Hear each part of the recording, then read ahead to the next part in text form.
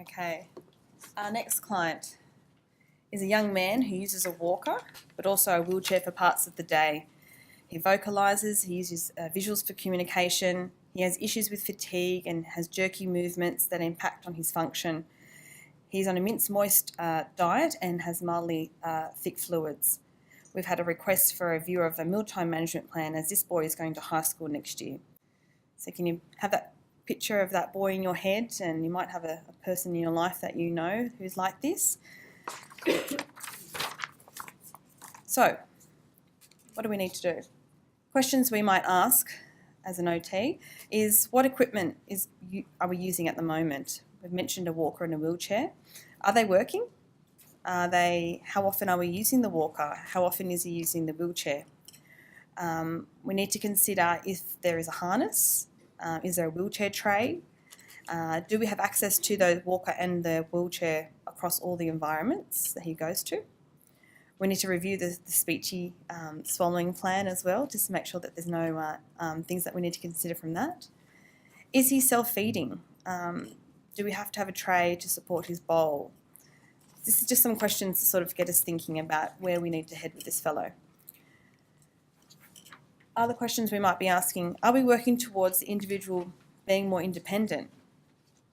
This boy's about to go to high school. Is this a really good time to review the goals and try and get him to be a bit more independent in his mealtime? What opportunities do we have? Where can we work on this? Are school happy to assist? Is home happy to assist? Is respite happy to assist? Grandparents happy to assist? What environments do I need to visit? I need to see what he looks like in different environments, so school and home. And when I'm looking at the observations of him during the mealtime, I need to be thinking about the jerky movements. Are they only in the lower limbs? Are they in the upper limbs? Are they in certain times of the day? Is it when he's trying to coordinate too many things that the jerky movements start occurring? How are they impacting on his mealtime? Is the jerky movement so bad that he's knocking cups and plates off his table? Is he hitting other people? Are they more in the afternoon? Are they more in the morning?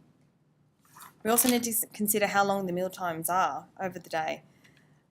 When does the fatigue start? When do you start noticing the slumping in the chair, the disinterest in the food?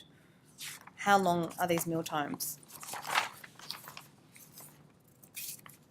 So in my head, when I'm thinking about all these sorts of things, I'm trying to start thinking about solutions, and with solutions for us, it's often with equipment that we can provide the person. So I'd be starting to think, what extra potentially postural support I would need to provide this fellow? Is he putting so much energy into just getting his trunk to be upright that he can't even put any more energy into using his upper limbs? So could I think about supporting his trunk? If I take the pressure off him doing that and use equipment, then he could have more functional use of his upper limbs.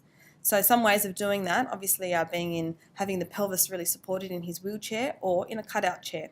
So those who are not familiar with a cutout chair, it's usually a wooden chair in some of the schools with a cutout table. So a table that comes right around the side, and that often can give really nice trunk support to the person while they're being fed or they're feeding themselves. So I need to think about, is that practical? Is that really where we want to head? Do I want to be focusing on him being more independent, or do I want to focus on him reducing the jerky movements? So we need to figure out what the goal of our intervention is. So often with these cases, I would use a tray. Using a tray allows like a base, I suppose, of where to put the cutlery and to put the plate and to put utensils. It also provides somewhere to prop the elbows and to bring into the midline. With this fellow, I'd be looking at 90-degree sitting. I wouldn't be looking at a tilt in space. I wouldn't be looking at any recline. I'd be wanting to keep him upright as possible. And that is to be able to encourage the upper limbs into midline. And by doing that, we're often discouraging any extension patterns. So you might see, like the little girl down the bottom, that's almost like that startle reflex. If you get, there's a loud sound, you go straight into an extension pattern. So if we can try and bring the upper limbs into the midline, it encourages a bit of flexion and control and stops us going into this extension. And we want to encourage as much independent feeding as possible. How much can he do during that meal time? And maybe we just limit it. You know, we'll have a couple of minutes and then you're fed by the carer. And then we can look at pacing it. So it's a combination of him working harder, perhaps, and equipment being utilised, and having practices across the day that we can replicate. So everyone has similar situations for him to practice those meal times. So client 3 is our high support needs client.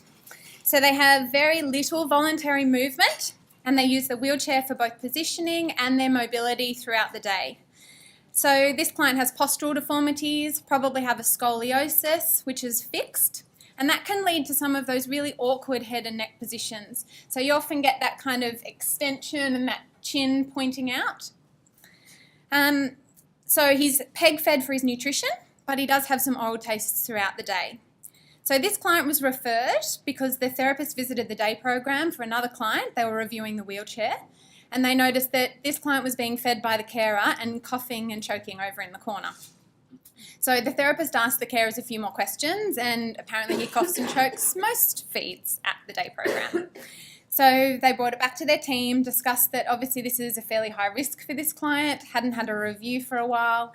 So the speechy went out and did their swallowing assessment and came back and referred for the OT to come and do some consultation around his equipment and how we might be able to position this client better in the equipment that he has. So some of the things we might want to know from you as the speech pathologists is what the ideal head and neck position we'd actually like for this client. So I might be talking about during his oral feeds. We might also consider what that is for saliva management. So what's his head and neck position across the whole day going to look like? Because we need to consider that we're using equipment to be able to create this position. So is that equipment even able to do it? So it's often a real compromise between what we'd really like and what's actually possible. So in terms of headrests, most of them move up and down and they move in and out. Some of them, that's all they'll do. Others, you'll have a bit of a ball and socket joint and you can manipulate them a fair lot of ways. So we'll need to make sure that that matches with what we'd actually like for this client. So we also need to consider not only the head and neck positions, but the postural positions through the day. So a lot of these types of clients will stay in their wheelchair for the whole time they're at day program, they're at school, or they're at their whatever activity they're doing for the day. They're in these chairs for a really long time, and we need to consider what their postural needs are for the whole 24 hours and what other options we might have. So we might look at their fatigue levels. So in terms, if they've got excess saliva, ideally we might want that saliva to fall out of their mouth to reduce that risk of aspiration. But that then means our trunk needs to be a bit further forward. And we're not relying on some of the equipment that we might need to be able to get the position we want. So it will be that balance between the body being tired and wanting to tilt back and the saliva management potentially wanting that head forward. And how do we manage those things together? So then knowing if the client's having Botox is quite important. So as we know, the Botox relaxes muscles and you can use it in any muscle in the body, but primarily for the clients in this kind of category would see it either in their arms or their hands or in their legs. And mostly it's around managing their personal care. Can we get them dressed? Can we change them? Or managing some pain. So really tight muscles can cause pain throughout the whole day. But obviously you can also get Botox in the glands to reduce the saliva. So if we're considering how we're going to be positioning this client, we need to be considering if they're having Botox in their head, that affects their swallowing muscles obviously, but also can affect how they can hold their head against gravity or how that might change over time.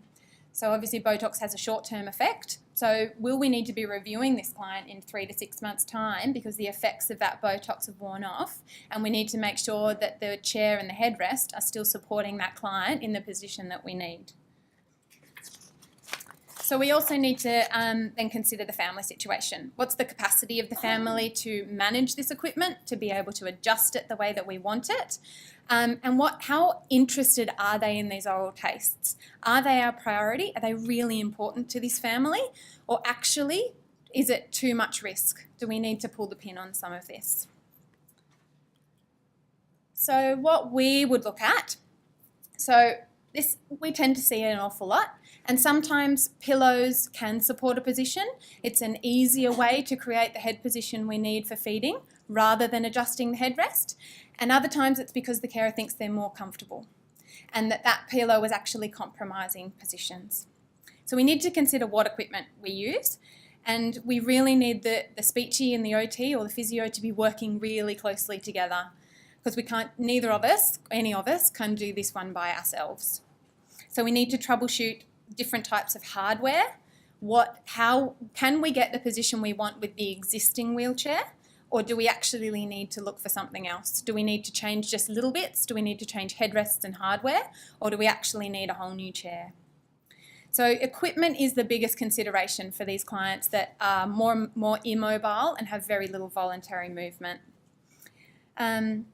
So some clients have more than one piece of equipment. So they might have their wheelchair, they might have a lounge chair or a water chair, they might have a stander, or they might have a feeding type chair, a chair that's just at home that doesn't have kind of accessible wheels for outside.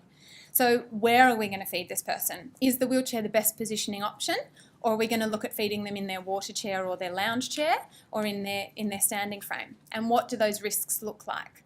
So as Margaret discussed, putting them in their standing frame can really affect the communication with the rest of the people, but also is really tiring. So you're getting really great stretch through their muscles. They're trying to probably concentrate on all of the rest of the muscles in their body, and perhaps the swallowing muscles get a little bit lost in all of that.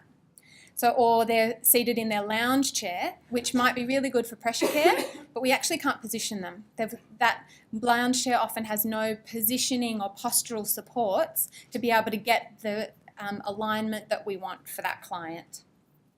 So we need to work really closely together. And some wheelchairs have certain features and other wheelchairs have other features. So weighing up, is it possible? What you want and what we ideally would like for this client, is it even possible with the equipment that we have? So then we also need to consider the client and what postural deformities they might have and how that impacts on their organs. So often when you've got a scoliosis or you've got lots of different postural deformities within a trunk, the digestive system and the contents of things in the trunk move. So your stomach actually might not sit where it normally sits. It might be crushed a little bit. Your lungs and your diaphragm might not sit symmetrically anymore. So we need to be considering those things when we're talking about timing of feeds. So it may be that in the morning the client can't handle both a peg feed and an oral feed because the stomach contents then is too big. You put him on the bus onto day program and he ends up sick halfway because his stomach was over full for that morning breakfast time. So you might need to be considering how you think about food and stomach content and intake over the full day. So with these clients, pressure care is a really big concern, and nutrition and pressure care are really closely linked. Clients don't have adequate nutrition. If they're not absorbing nutrients from their food, their skin starts to break down, it becomes very tissue paper-like. So we need to make sure for these clients that their nutrition is adequate for their needs. So then we've talked a little bit about tilt and recline, and most chairs have tilt in space, and some have recline, and some will have a combination of both. And they all have different costs, of course, and that needs to be weighed up when we're ordering them. But you need to consider that tilting back also affects, so you're tilting back the trunk, but you're also tilting back the head. And that can have the effect of, so our vestibular system, our riding reflexes want to have our head in midline. So as you perhaps tilt that person back, what you might see is them trying to pull their head forward. So they're using a lot of their neck flexion muscles to be able to pull that head forward. So then you might find when you tilt them a little bit more upright, that flexion, that strength in those neck causes their heads to flop. And they don't have the muscles in their extensors to be able to bring their head back to midline. So tilt can be really great for managing fatigue, but we can also cause other problems. So we need to be weighing all those things up. And also line of sight in terms of someone else feeding them. So if we're constantly tilting them back and they're relying on their headrest, can they actually see the person that's feeding them? So these are just some examples of some pictures. So that one at the top, that little girl obviously has absolutely no contact with her headrest. So we might consider, well, that's the wrong headrest. But actually, she may have the wrong backrest. That backrest may not be supporting her. Her bottom may not be back in the chair. So sometimes what we look at and what presents as what we see as the problem is not actually the solution. So we need to be going back to our seating principles, starting at the pelvis. Is this person sitting appropriately for their pelvis? Is it stable? And then work our way through the trunk. And the head is the last thing we consider in terms of our positioning. So our happy little boy, who's in about 30 degrees of tilt.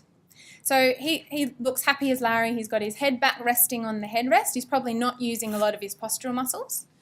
But he's never going to get under a table. You're never going to be able to sit him at the family meal.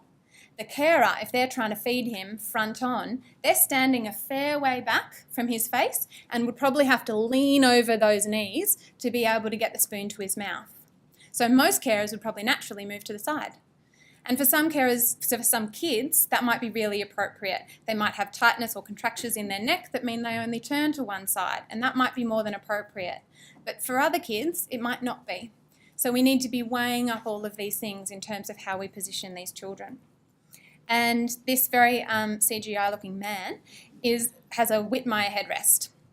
And a Whitmire headrest is just one brand, but they're a really flexible system and they've got lots of different parts. And so that pad at the front is designed to obviously stop that fall forward. But as you can imagine, we can set that up beautifully in the 30 minutes that it's taken us to get it right. And then he gets on the bus, and by the time he's got to school, he's like this, and he's stuck, and it's no longer fitting. So once they get to wherever they are, do those carers have the ability to readjust him, to get that head and neck position back where we want it?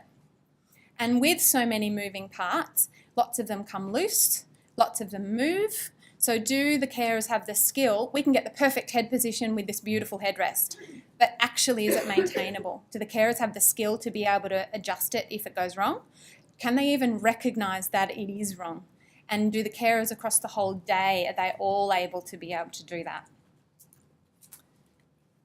So a couple more. So that top left, obviously he is in a stander. So we've talked about some of the problems with that around the pressure on the abdomen, about the fatigue that might happen, and the fact that he's then not necessarily joined in the mealtime. That one on the right is what we call a water chair. There are lots of different brands. And it's fairly adjustable. You can recline, you can lift those legs up, you can often get them height adjustable in some ways. Some families can even change their person. You can get them to lie totally flat and use them almost like a change table. And they're great for pressure care, but as you can see, there's actually no postural supports. So once you've put them in and you've adjusted them a little bit, they might stay there, or you might find that they end up back in the nice little S curve with their head tucked on one side.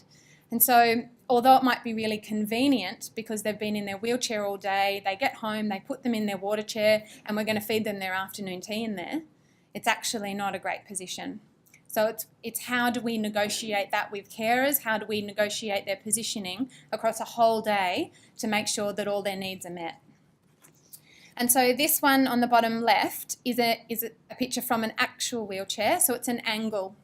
So this is how we know how many degrees of tilt that person is actually in. So what we would hope to do is mark on that where we would put the person while they're feeding, and where we would put that person for a relaxing time, and where we might put them for some active work. So we would actually mark it on the angle, and we'd also probably take a photo of it and mark it for your mealtime management plans to reduce the error in people thinking that, yeah, that looks about right.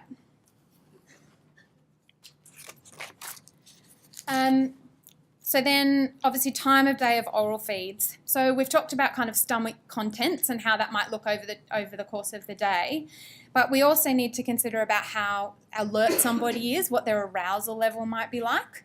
And it may not be that the best time of day for their arousal is the morning. It may be that it's the afternoon, or it may be that the OT can come in and provide some more stimulating activities to lift their arousal before we do the oral feeds.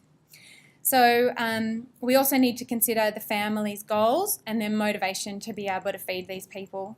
So as I've discussed, the equipment and the maintenance and the adjustment of that equipment can be very time consuming. It can be really complicated, especially if you've got one position for feeding, one position for their peg feed, one position that the physio wants to be able to have an hour of, stretch on that muscle, and then the OT wants them to, engage with something, and they've got to be able to do that.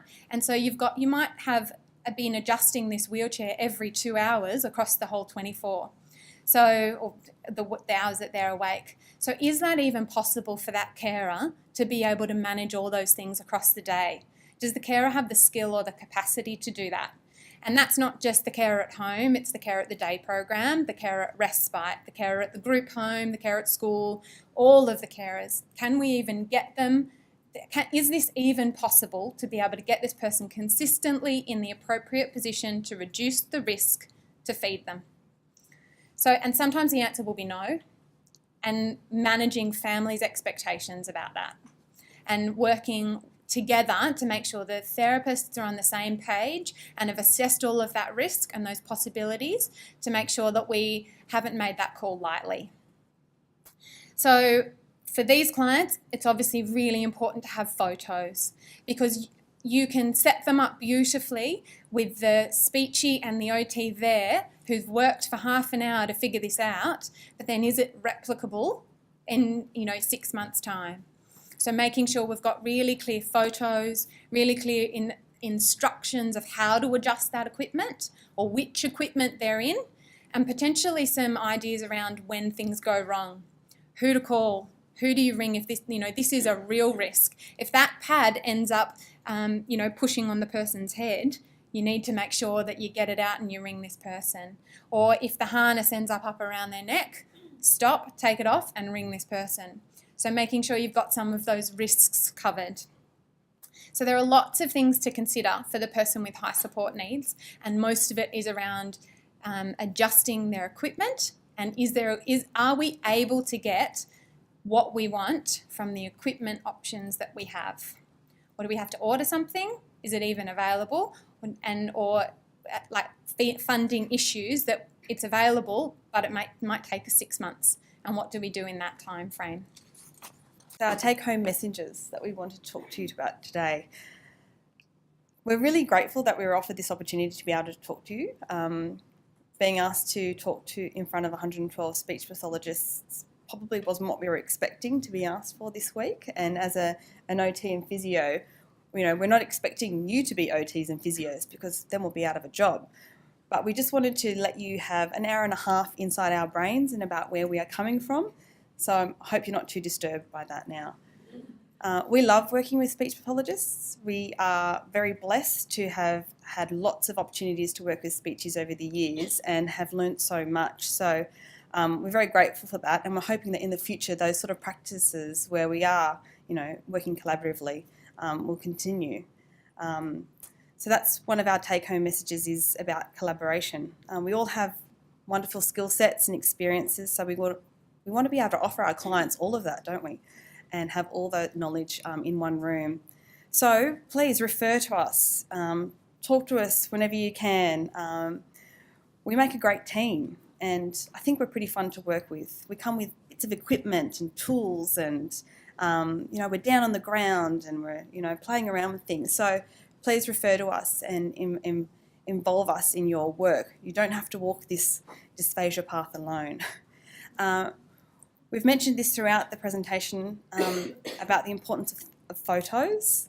For us, if we see a report and we know a photo, we have a better chance at trying to replicate that position that you're wanting or the angle that you're needing, and we can communicate to carers that as well. So, photos say 1,000 words, so use them. And also it gives a good picture of perhaps somebody, deteriorating over time, or, oh, look at that equipment now, that wasn't how it started. That's definitely not right. It needs a review. Let's put it into get some maintenance done on it. Let's get a neighbour out to look at this chair. So it does give us some sort of, a time to sort of reflect and make sure that the equipment's doing what it needs to do. We've also highlighted today the importance of consistent terminology. Are we doing this? So before you start working with your OT and your physio, you might want to just have a little chat on the side about your version of chin tuck and their version of chin tuck. And do you know what tilt and space is? Do you know what recline is? Making sure that we all have the same versions of those important terms, because we can have different versions, and amongst speech pathologists we can have different versions. So goodness knows what an OT or a physio is going to think. And as Margaret mentioned, for us, chin tuck is often retraction. So it's very interesting to hear you think that it's something different. So that comes down to the fact that, unfortunately, no one size fits all. We don't have any special little paper or practice guide that we can offer you when it comes to positioning during meal times. It really is about using our clinical reasoning skills. It is about supporting each other and testing things, testing ideas, being creative. We have the opportunity to sort of stretch the boundaries here. Can we try a different position here? Could we maybe get a different piece of equipment or a different headrest? Or so it's about being creative and offering the best support that we can to our families and to our clients. So I'd like to thank you very much for your time. And if there's any questions, we have some time to go through it.